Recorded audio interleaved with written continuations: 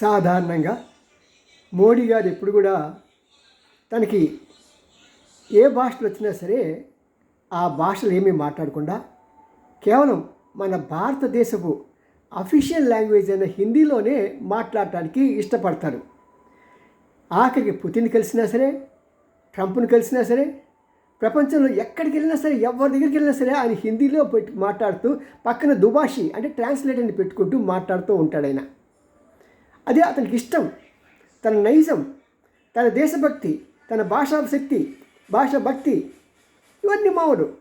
కానీ నిన్నటి రోజున భూటాన్లో ఆయన యొక్క స్పీచ్ మొత్తం కూడా ఇంగ్లీష్లో కొనసాగింది. దీనికి ముందు బీహార్లో elections last leg of the campaign కూడా ఆయన ఇంగ్లీష్లోనే మాట్లాడాడు. కారణం ఏంటి?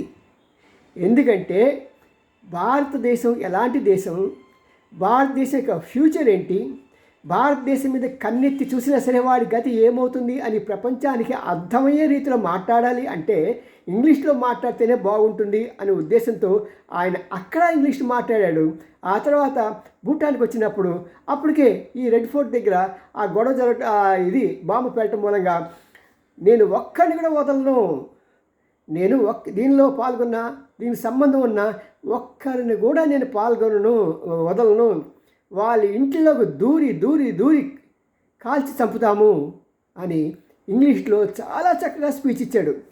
అది వింటుంటే మనకే ఒళ్ళు గొగురుపాటు కలుగుతుంది. ఇంకా పాకిస్తాన్ లాంటి శత్రు దేశాలకైతే ప్యాంట్లు తడిసిపోతాయి. అంతే. మరి అలాంటి కోపంతో, అలాంటి ఉద్రేకంతో మహాదేశభక్తుడైన మోడీ మాట్లాడంటే మాట్లాడండి.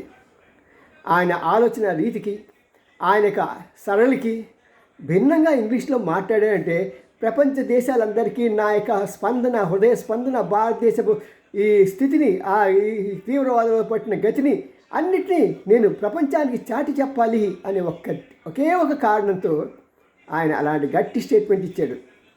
ఏమైనా సరే మోడీ గారు, మీరు great sir. We wish you all the best. మేమంతా ఈ యుద్ధంలో మీ వెంబడే ఉంటాం, మీతోనే ఉంటాం. మేమైనా సరే ఏ త్యాగాలు చేయడానికైనా సిద్ధం. సీ యూ, మీ అండ్ రామ్జీ, సీనియర్ జర్నలిస్ట్, గుడిగంట టీవీని. నచ్చిందా? లైక్ చేయండి, షేర్ చేయండి, సబ్స్క్రైబ్ చేయడం మర్చిపోకండి. See you, bye.